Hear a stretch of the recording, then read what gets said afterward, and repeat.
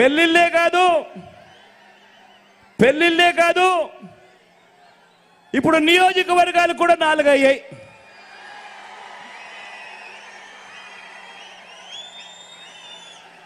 మామూలుగా ఇక్కడ ఒక సామెత ఉంది, చాలా ఫేమస్ సామెత కూడా.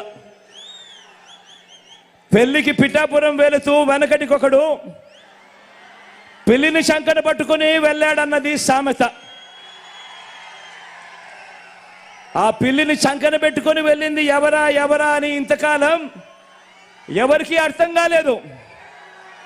కానీ ఇప్పుడు అర్థమైంది, చంద్రబాబు తన చంకలో ఉన్న ఆ పిల్లిని ఇప్పుడు పిఠాపురంలో వదిలాడు అని.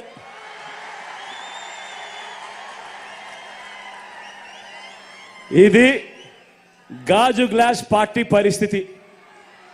ఈ గ్లాస్తో గటగట తాగేది బాబు, ఈ గ్లాస్తో గటగట తాగేది బాబు. దాన్ని తోమి తుడిచి మళ్ళీ బాబుకు అందించేది మాత్రం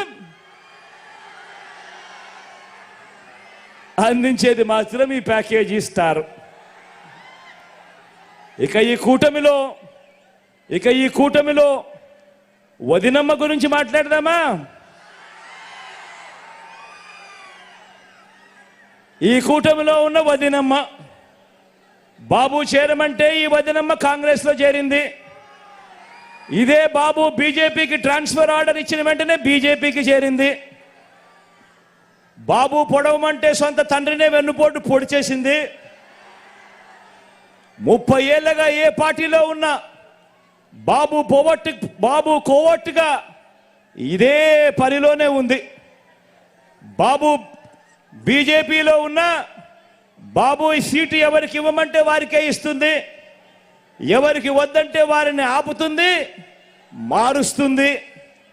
బాబు ప్యాకేజీలు ప్రలోభాలు ఏ స్థాయిలో ఉంటాయంటే, బాబు ప్యాకేజీలు బాబు ప్రలోభాలు ఏ స్థాయిలో ఉంటే, బీఫామ్ బీజేపీదైనా, బీఫామ్ కాంగ్రెస్ దైనా, బీఫామ్ గ్లాస్ దైనా, బీఫామ్ టీ గ్లాస్ దైనా కూడా యూనిఫామ్ మాత్రం అంతా చంద్రబాబుదే.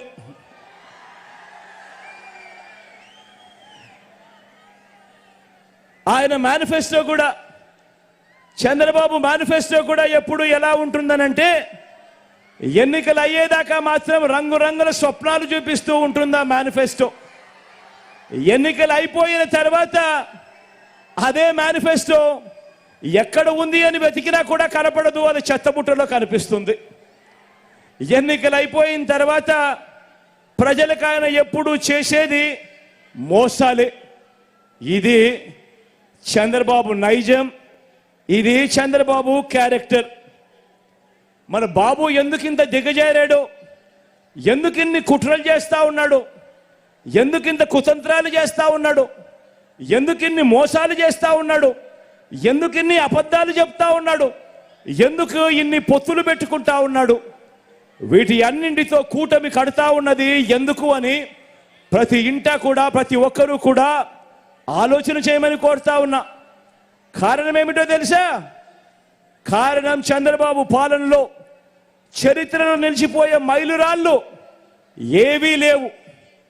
వ్యవస్థలు కానీ, మంచి పథకాలు కానీ, మంచి స్కీములు కానీ, ప్రజలకు చేసిన మంచి కానీ, ఇలాంటి పునాదిరాలు ఏవి కూడా చంద్రబాబు పాలనలో లేవు.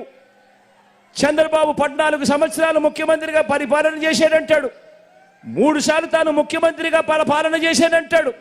కానీ తన పేరు చెబితే ఒక్కటంటే ఒక్కటైనా కూడా, తన పేరు చెబితే ఒక్కటంటే ఒక్కటైనా కూడా మంచి గుర్తుకొస్తుందా అని అడుగుతా ఉన్నా మిమ్మల్ని అందరినీ కూడా. నేను ఇలా 2 చేతులు పైకి ఎత్తారా, ఇలా ఇలా ఇలా ఇలా ఇలా ఇలా ఇలా ఇలా ఇలా ఇలా ఇలా ఇలా ఇలా ఇలా ఇలా తన పేరు చెబితే ఒక్కటంటే ఒక్క స్కీమ్ అయినా గుర్తుకొస్తుందా అని అడుగుతా ఉన్నాను. 2 చేతులు పైకి ఎత్తారా, ఇలా ఇలా ఇలా ఇలా ఇలా ఇలా ఇలా ఇలా ఇలా.